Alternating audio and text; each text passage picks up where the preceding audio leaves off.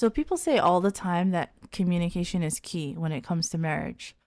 But what do they mean by communication exactly? Like, is it just talking things out? Or is it different in the context of marriage? A deeper connection, perhaps. It could be, right? But let's find out. Let's find out. Assalamu alaikum and welcome to the Muslim Marriage Podcast, where we show you how to find and build a healthy marriage as a Muslim. I'm Zahra Hassan. And I'm AJ, and we've been married for 4 years. And let's get started. Let's get started. Okay, so before we get to the question, so do you think that, because you and I are both previously divorced, right? Yes. Do you think that communication in the context of marriage It's is very key.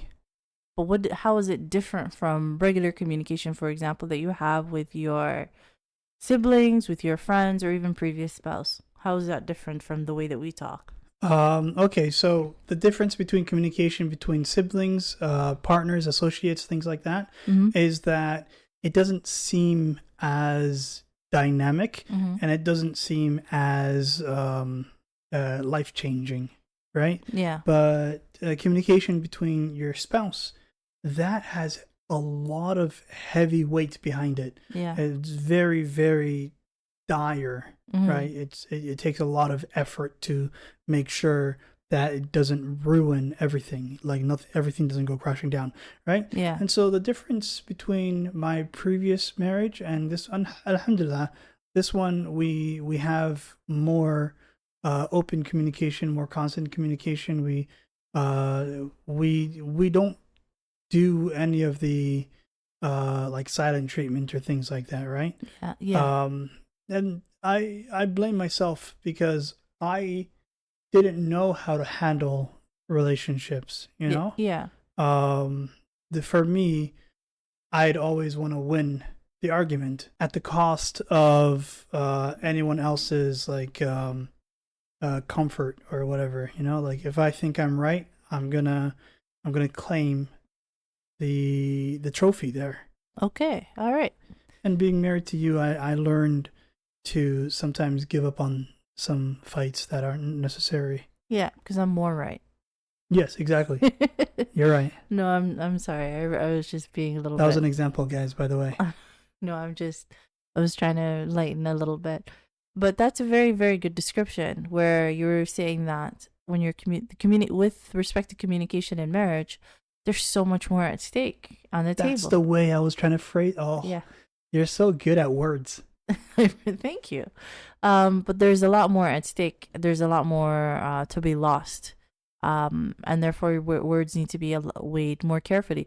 For instance, if you are communicating with your boss at work versus if you're communicating with your spouse at home, both of them can be argued that there's quite a bit at stake. But I think the difference between communication with your spouse versus anyone else is the level of vulnerability. Yeah. Like, for example, if you tell your boss, this is why mom doesn't like you, it's not going to hit as hard. This is true. Plus, there are certain boundaries that are in place with your communicating with your boss or communicating with your parents, right? Because even those are very heavy conversations. One can argue that requires some level of vulnerability, but even still, there are boundaries in place with pretty much every other relationship in your life. There are still boundaries in place between you and your spouse. Well, those tend to be fewer in number. And I think that's the difference between communication with a spouse versus everyone else. Yeah. And remember that every Muslim is supposed to have their spouse as their best friend. Yeah. That's what we should be doing. We should be striving to have our spouse be our best friend. Oh, am I your best friend? Absolutely, yes. Oh, Jazaa K'Allah Khayr. Yes, you appreciate that. You're one of my best friends. I accept that. No, you're my best friend, alhamdulillah. But okay, so hopefully that gives like an initial structure, a primary structure. Before we start with the question, that communication with with your spouse requires more vulnerability, and because of that, there are fewer boundaries in place. That's why that communication is different and can be a lot more volatile, if not done correctly, than communication with anyone else in your life. Okay, so that brings us to the question. This will be coming again from the Muslim Marriage subreddit by a sister who had an epiphany, and I really liked the way that she phrased this. That's why we chose this today. She said, I've heard and read a lot of talk about communication and how it's so important in a relationship. But the thing is that for some, it might be easy, and for others, it's really hard. For me personally, I just can't seem to get the thoughts in my head out in the open. Like, I'd rather just be quiet and deal than bring it up. So my husband is the type to keep everything in its place, a person who really emphasizes organization and cleanliness. And me, well, I don't like a dirty house either, but if I feel I'm too tired, I'll put off cleaning for later, and he has, in one way or another, let me know that he isn't fond of this. So come morning, after a busy day, he tells me as we're having breakfast, and I'm feeding our little one as well, that our baby's clothes and balloons are on the chair, and his cap is in the car seat. I had noticed those things as well, but I hadn't put them away yet. My first thought was that he was criticizing me and commenting that the house isn't clean. And for a second, I thought to count all his stuff that that's lying about as well. Alhamdulillah, though, something compelled me to ask him why he said that. And he said that it's so that I don't forget our baby's stuff is lying there, and I end up searching for them in all the wrong places when I have to get him ready. After our baby, my memory seems to have become that of a goldfish. I thanked Allah subhanahu wa ta'ala that I asked him why, or it would have definitely turned into an argument that neither of us intended or needed. So yeah, thank you for reading through all that, and I hope we all remember how important communication is, because we don't have the ability to know a person's intention when saying or doing things. And just knowing that can sometimes help a lot, especially when two people are in a relationship. Oh, wow. I think this is the first time we've actually had a happy post. Yeah. Right? Everything else was usually people were in a stressful situation or they were looking for advice. But Tabarakallah, she's sharing a success. Yeah, she is. This is good. This is wonderful, right? So there are actually a lot of happy posts in the Muslim Marriage subreddit. Yes. And for the people who are in the process of searching for a spouse, I highly recommend that you look up these happy posts to show you that marriage can be a wonderful experience, and that to give you an idea, just to sort of reassure you that it's not all the doom and gloom that we talk about here on the podcast. Yes. But it's a good lesson that I learned. Yes. Right? Assume the best of your partner. Yeah, right. So I think this is something that a lot of people have a lot challenge with. So I'm going to go through this a little bit in a little bit more detail, because the dynamic that she articulated here is very important to understand, where in general, because of the nature of the relationship that you have with your spouse, a lot more vulnerability is required. You have to be more open. And for those of us who live painfully, who are carrying a lot of core wounds, it makes you feel uneasy to be that exposed, right? Mm-hmm. Rather, it's very pain. It adds to the pain to be that exposed to anyone. Sounds like that was a painful sentence to get through. It was. There's a word that I'm trying to think of that I can't remember. Honestly, if I remembered it, you would have turned it into a pun. It's probably the best. Yes, absolutely. Yeah. But again, it makes you feel very exposed and to be that vulnerable in front of anyone. Mm-hmm. But that's what is required. So when you are in that position and you suffer some sort of trigger. So in this case, she had developed a trigger around comments related to the house being messy. Yeah. That probably are triggering a core wound around not doing enough, right? Mm-hmm. About inadequacy is probably the core wound that she's developed here. So any of the comments that point to that inadequacy that she feels, which is probably not true, sounds like she's doing a great job, is very painful. Very painful. Indeed. And whenever we are triggered, what we do is we try to deal with the pain by coping. Yeah. According to the coping mechanisms that we developed during our childhood. Calculations. Exactly. So for some people, they cope by fighting back verbally, right? And other people, they cope by shutting down, fight or flight. Other people, they do the stress eat. Yes, exactly. But I'm talking about in the moment. In the moment of when okay. the conversation when you're triggered, right? Because I was thinking about triggered nometry. Okay. Triggered non-nometry. Nom.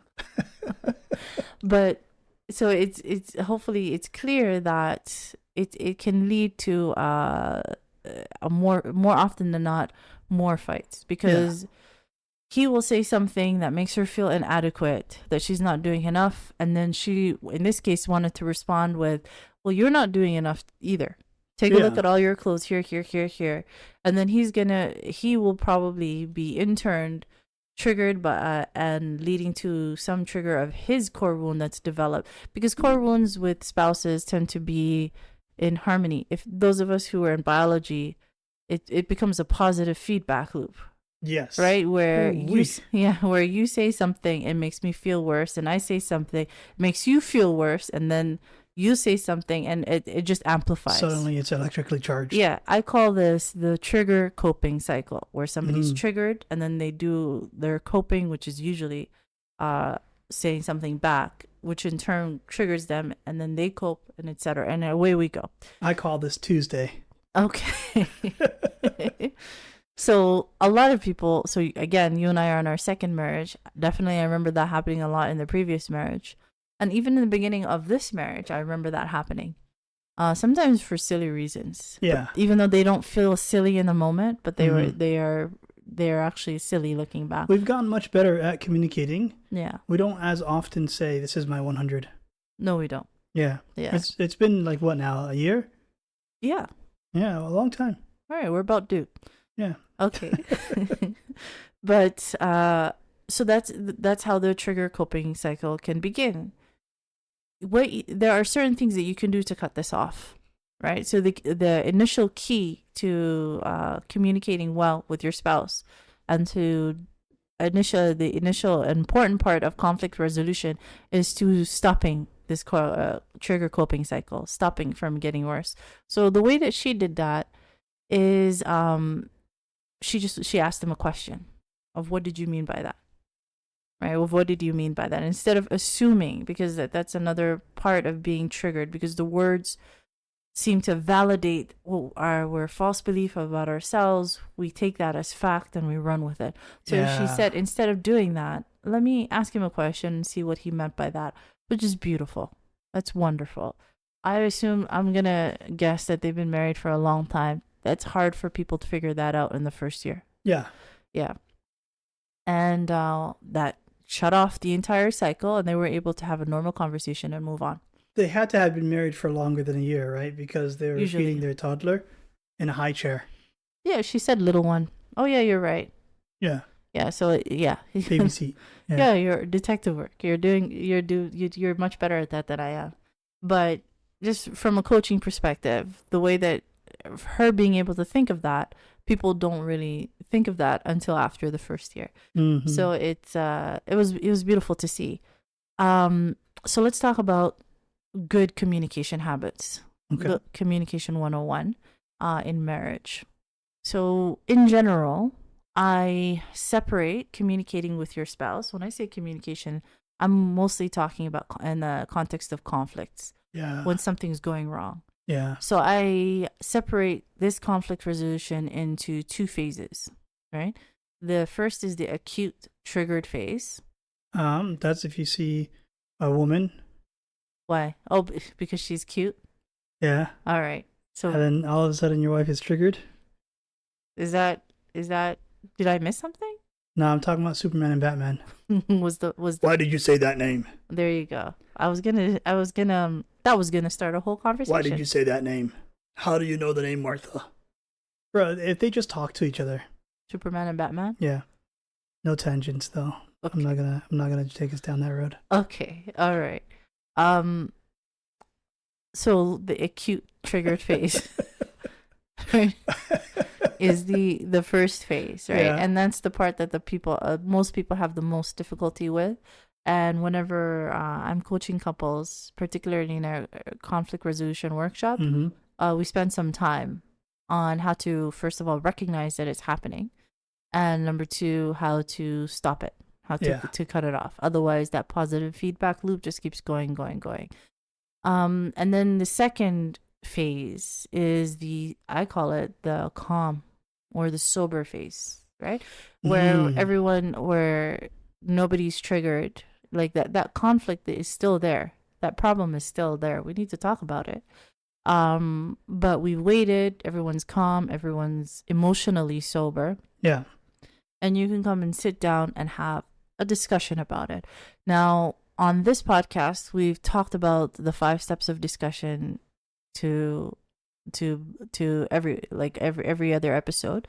Great success. Yes. And if anybody would like a reminder of what those 5 steps of discussion are, feel free to download my conflict resolution table. Link is in the description below. Yeah. Right? We're going to focus this episode a little bit on the first part, that trigger coping cycle, and how to stop that, right? So you and I are having a conversation. Sure. Yeah. I say something that is triggering. Okay. That is just deeply upset to you. I'm there. Yeah, I can see it already. Yeah.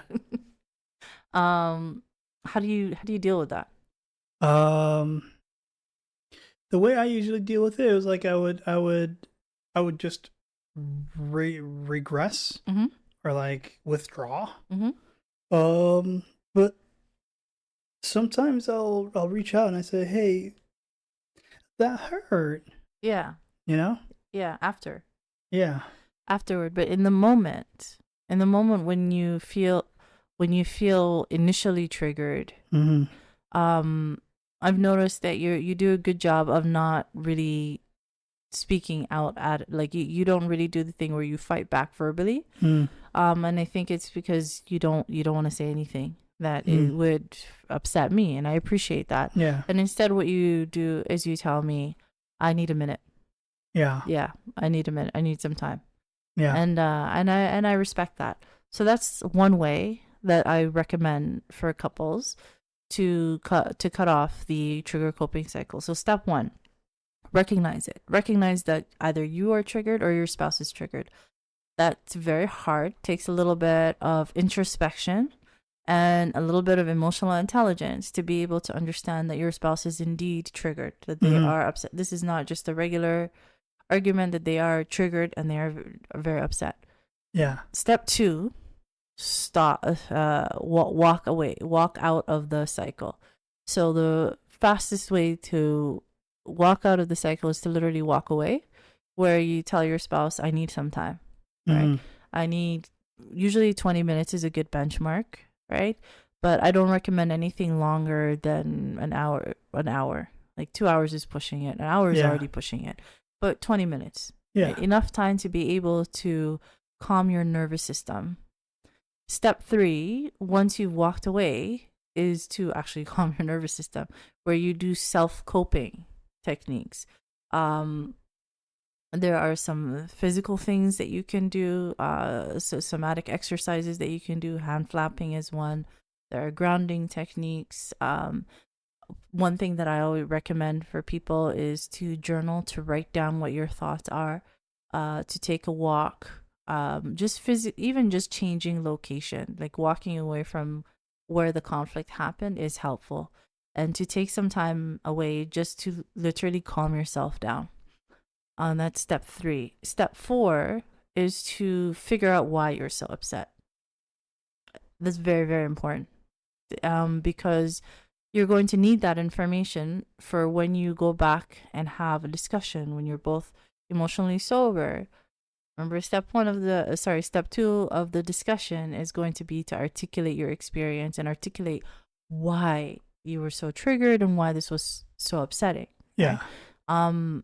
It's very difficult for most people to do that. So, for example, in this case, with the young lady and the clothing, if she had gone through these steps, let's say she went through these steps and she stepped away to take a walk, she handed him the baby, stepped away to take a walk, and was trying to figure out why she was so upset. Most people will stop at, I'm upset because he said that the house is dirty. And he doesn't see that I'm working so hard.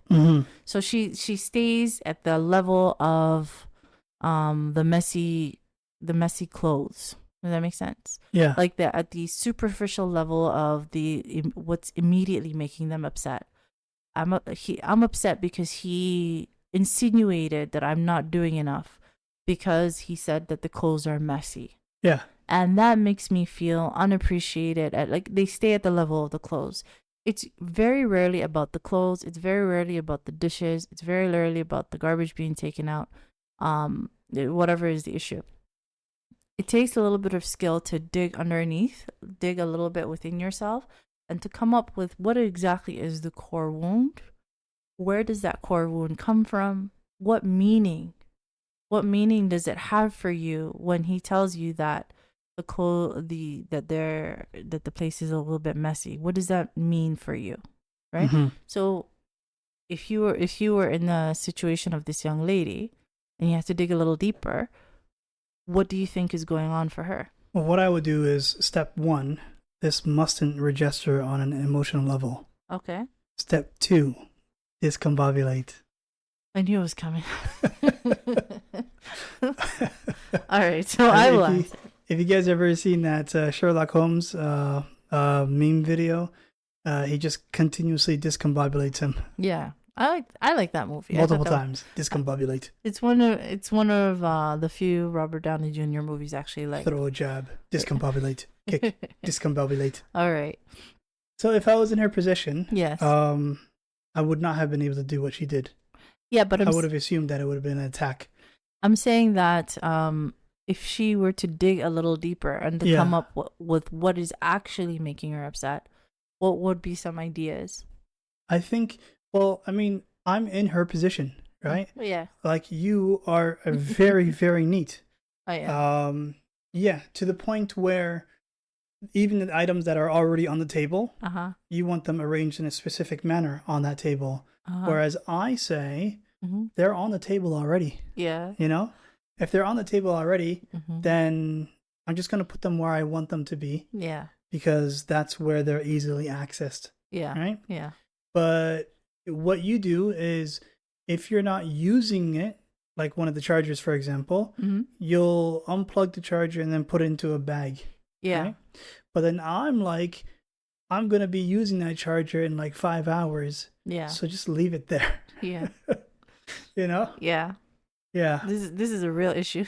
Yeah. So like, I feel her position. So like, with regards to the reason why you want to stay clean is because that's genuinely how you are able to relax. Yeah. Right? Yeah. You're not able to focus much when the room is disheveled. Yeah. Right? And so I understand that. Yeah. And that's why, to me, it doesn't register on that emotional scale. Yeah. You just let me have it. Yeah. I appreciate that. Yeah. As you can see, this is a conversation we've had multiple times. Yeah. I thought I came up with that solution one time. I'm like, ooh, this is very, very genius. Yeah. We have a hook. Yeah. So you just hang the charger cables on that hook. Yeah. What I didn't think about is that the hook is on your side. It's very far. It's very far. So when I want to use it, now I got to go all the way over there. Yeah. Yeah. It's another opportunity for connection. Yeah. Okay. Yeah. There's a solution to that, but I've just been too lazy to build just another hook. Swap the tables in position. Oh, I'm banking on the fact that that's never gonna happen. Yeah. That's gonna take a while. Okay, so if we come back to this young lady, right? Yeah. Right. I like that you brought up that example because we can use it as another example. Yeah. But if we stick with the first example of this young lady, and she were to dig a little deeper of why this is so upsetting for her, again, I think it's probably related to a core wound of inadequacy. Yeah. And not feeling like that she's doing a good enough job, and that her efforts are unseen, and that they're insufficient. Right? And she probably already believes that about herself because she's a mother. Very, I have never met a mother who thought that she was a good mother. And I have never met yeah, actually true. yeah, I have, and part of the identity of being a mother and them not believing falsely that they're not good mothers is related to how clean the house is, right? Mm-hmm. Unfortunately, that's something, a pain that a lot of women carry. So all that's probably what the underlying reason is. Yeah. Right. So that when if she were to go through these steps and calm down and do, when I say calm down, I means do the self coping in order to equalize her nervous system again. Yeah. Equilibrate it, bring it back to baseline. And then they were to come back together and sit down and have a discussion in their safe space, in their physical assigned safe space. And she gets to step number 2. That's what she can talk about. She can say, for me, when you mentioned that things are out of place, right? When you it feels to me, it makes me feel like the efforts that I have been putting in have not been enough, right? And I know that they're not. Like, she might say that I know that they're not enough, and when I'm doing my best, and it's really painful for me to be reminded of that.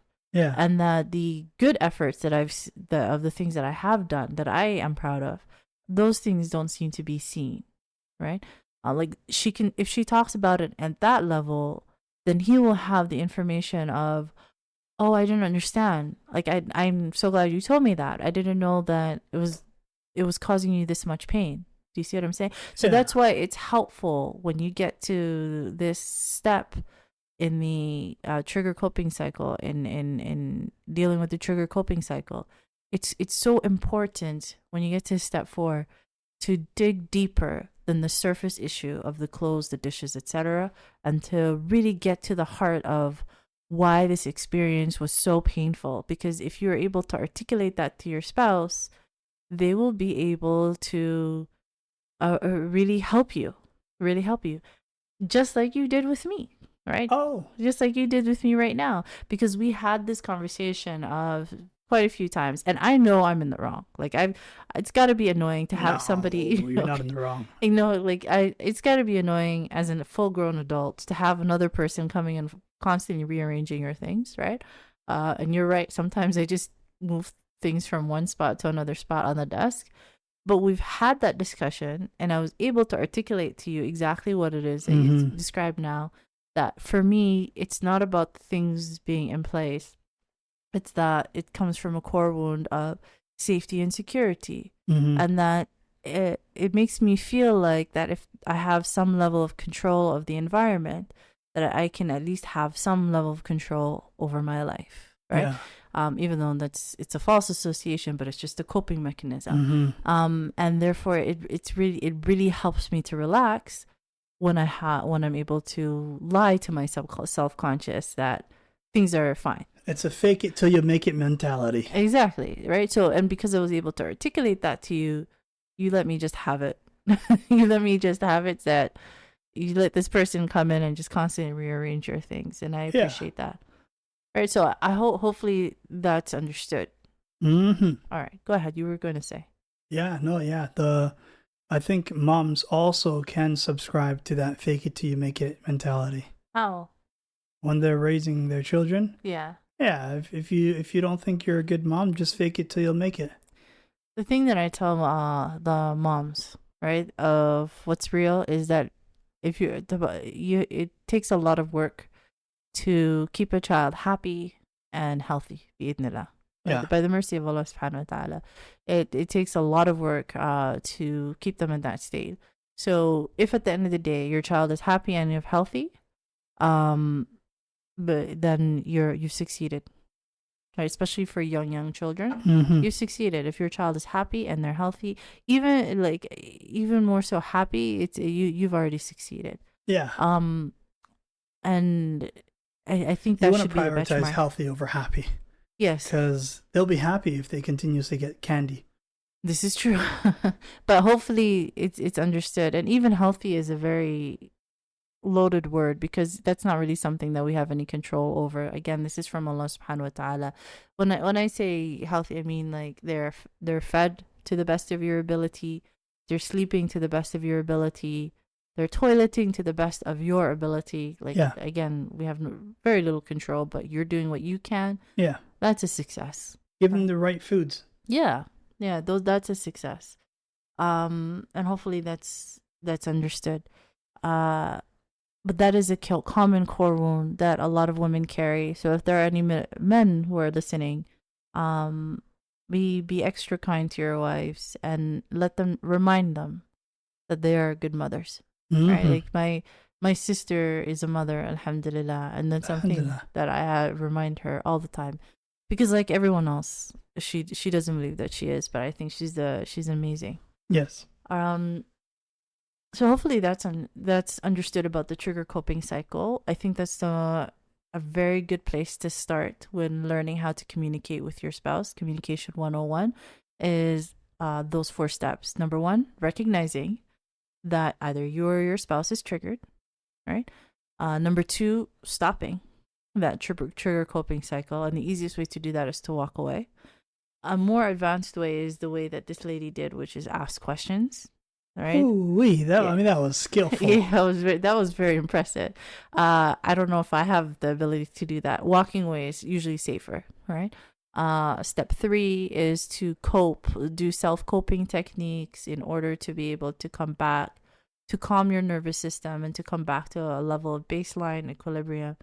And step 4 is to do some introspection as to why things were so painful for you. Right? Like what is the underlying reason, to dig a little deeper beyond the superficial reasons of why this hurt, so that you will be able to articulate it. Okay?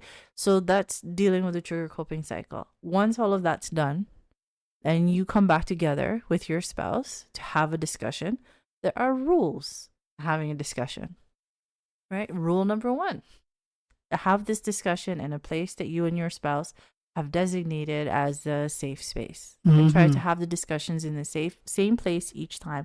I know this sounds silly, but it's very helpful for the mind. Yeah, it's there's like a Pavlovian response. I'm not sure what it is, but it helps. Yeah. It helps for us. Whenever I ask couples, out of all the things that I told you, what helped the most, consistently they say establishing a safe space is what helped the most, right? Yeah. So this works. is an example for those that don't actually believe me. Yeah. Right? When you step into the restroom, you get that Pavlovian response. Your body's like, okay, I need to use the washroom now. Yeah. And that's when the urge to use the restroom becomes the strongest. Yeah. Right? Yeah. If you establish a safe space, your mind's going to get into that position where, okay, this is where we have nuanced discussion without getting angry. Yeah. And that's where you can have your most fruitful conversations. Yeah, exactly. Right. And if you're away from home, wait until you get home, right? And to your safe space. So that's step 1 of the emotionally sober part of conflict resolution. Step 2 is to remember the rules. The rules are there's no interruptions. Right? You don't interrupt each other. Another rule is don't assume. No matter how much it feels like you know what their underlying intentions are, you really don't. And that's why I chose this question, because this question illustrates that no matter how much it feels like he knew what he was doing or she knew what she was doing, right? It's rarely the case. Don't assume. Better to ask questions. Don't assume. And the third rule, and it's probably the most important rule, is don't judge. No judgments. If a person is having a feeling, that feeling is valid.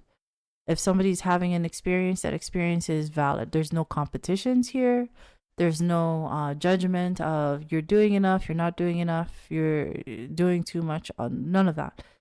No judgments. Yeah. Right? This is the only intention of having a discussion here is to exchange information. That's the only intention. Your spouse has information that you need in order to understand their experience so that you can better meet their emotional needs, and vice versa. Yeah. You have information that your spouse needs in order to be able to better meet your emotional needs. It's an exchange of information. There are 3 rules in total? No, general. Those 3 rules, right? So don't interrupt, don't assume, don't judge. You're wrong about that, by the way. Why? There's a fourth rule. What's the fourth rule? Don't be suspicious. Don't be suspicious. Now, the amazing thing about that rule is that it managed to blend in. It wasn't suspicious. Yeah. I didn't even see it. There you go. But it's there. It's there. It's silent the whole time. The whole time. But those are the 3 rules, right? And on the conflict resolution table, I'm pretty sure I have those written down just to help you remember. And then now it's time to actually have the discussion, right? So when you're in your physical safe space, you understand the rules, you have done the introspection, and you're ready to articulate that to your spouse, and they've done the same work. Here we go. We're going to go through the 5 steps of discussion. So that 5 steps of discussion is the last part of the process of good communication with your spouse, right? Step 1, validate your spouse's experience. Step 2, articulate your experience. Step 3, check in. Step 4, state your emotional need, right? And step 5, check in. We've gone through those in detail in previous episodes, so we're not going to bore you with going through them again. If you have any questions about that, right, or you would like clarification on any of these steps, please don't be feel free to ask me in the comments. I want to make sure that everybody has the information that they need. I think this is vital information to be able to build happy, healthy homes in our ummah, In Shaa Allah, or even non-Muslim people, to build happy, healthy homes in general, right, amongst the people. So again, feel free to ask those questions in the comments. Hopefully, we have outlined how to handle communication in the context of marriage. Is there anything that we're missing?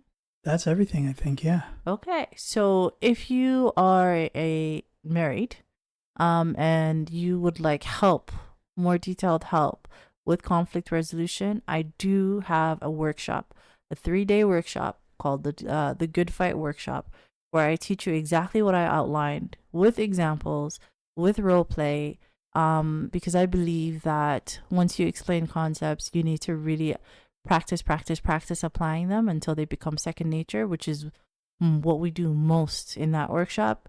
If you feel like that would be helpful for you, I'm going to leave a link to that in the description below, In Shaa Allah. I always offer discounts for people who are in my email list. If you would like to join my email list, feel free to download any of the free resources, including the conflict resolution table that I have included in the description below. That should be everything. I think we've gotten everything. Yeah. We're all set? Yes. Okay. So if you have made it this far in the episode, Jazaa K'Allah Khayr, we appreciate you choosing to spend your time with us. We know how, especially if you're a parent, we know how valuable that is.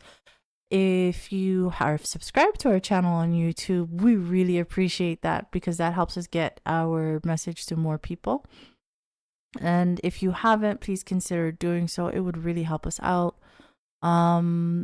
That's everything. Jazaa K'Allah Khayr. Have a wonderful weekend and Assalamu alaikum. Wa alaikum assalam.